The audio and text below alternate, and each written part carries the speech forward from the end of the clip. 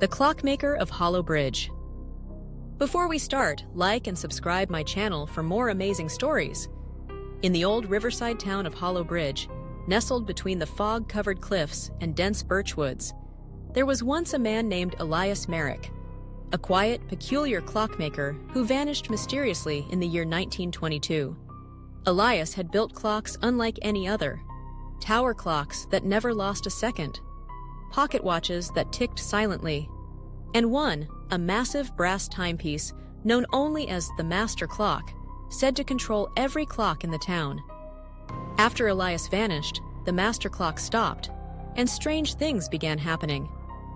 Time would jump forward or backward. People claimed to lose minutes, even hours. Some said they saw Elias walking through the streets at night, ageless, always checking his watch. A century later, in present day, Hollow Bridge had become a sleepy tourist town. But the old clock tower remained sealed, its entrance rusted shut, the master clock locked behind time and myth. Detective Clara Wells arrived in town after receiving a letter. No return address, only a sentence. The clocks remember. Clara, known for cracking bizarre cold cases, had just finished working a 40-year-old disappearance in Eastmore. She had never heard of Hollow Bridge, yet the letter intrigued her. She began by speaking to the oldest resident in town, Martha Greaves, 97 years old and sharp as steel. Martha recalled Elias Merrick vividly. He came from nowhere, she said, built that tower in just 6 months, always tinkering with time, talking about how it could be bent, stretched, even locked away. When Clara asked about the night he disappeared, Martha frowned. He told the mayor someone would try to steal time itself, said he built a failsafe. That was the last night we ever saw him. The tower sealed itself. Later that evening, Clara visited the town archive. Behind layers of dust, she found Elias's blueprints for the master clock. One page was torn, but the rest detailed strange machinery and notations in a mixture of Latin and mathematical formulas. At the bottom was a code: 3, 7, 11. Clara stared at the numbers. They matched the combination etched into the old tower door. The next morning, she went to the tower.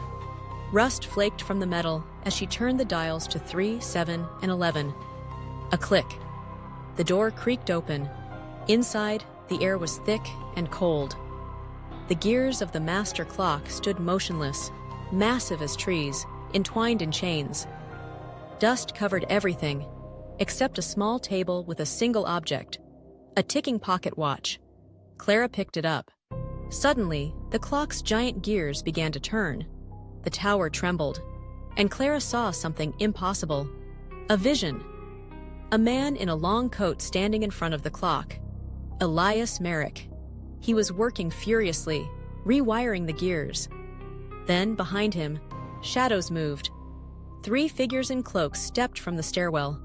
The vision ended. Clara gasped. She climbed the spiral stairs, flashlight in hand. At the top, she found a room untouched by time. Elias's workshop, diagrams, sketches, tools, and on the wall, a framed document titled Temporal Order Charter. It listed names of townspeople, founders, merchants, judges. Each name had a date next to it. Some were crossed out. Then, in fresh ink, Clara Wells. A trap, she whispered to herself. She turned as the door slammed shut. Footsteps echoed behind the walls.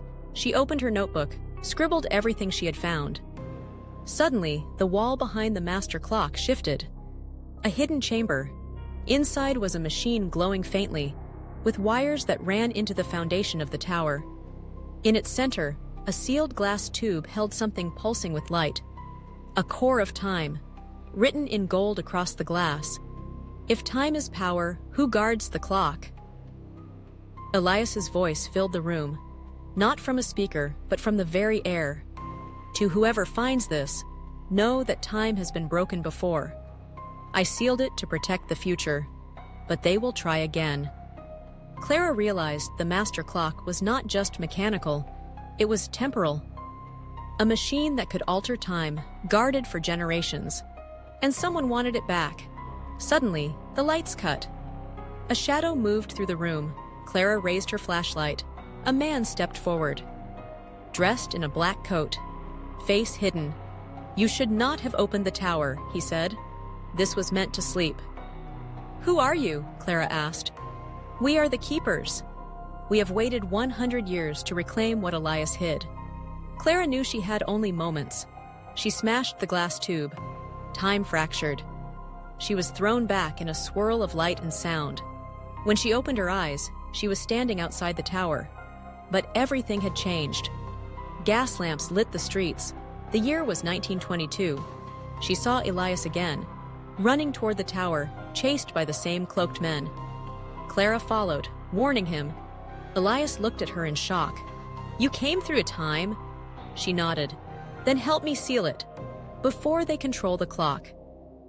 Together, they activated the failsafe, a master lever hidden behind the gears. The tower shook violently. Screams echoed from the chamber, and then silence. Time snapped back into place. Clara awoke on a park bench. Modern cars passed. The clock tower stood silent again, but now it ticked. She checked her notebook. The name Elias Merrick was gone, but in its place, new handwriting. "Thank you for fixing what I could not." Signed, E.M.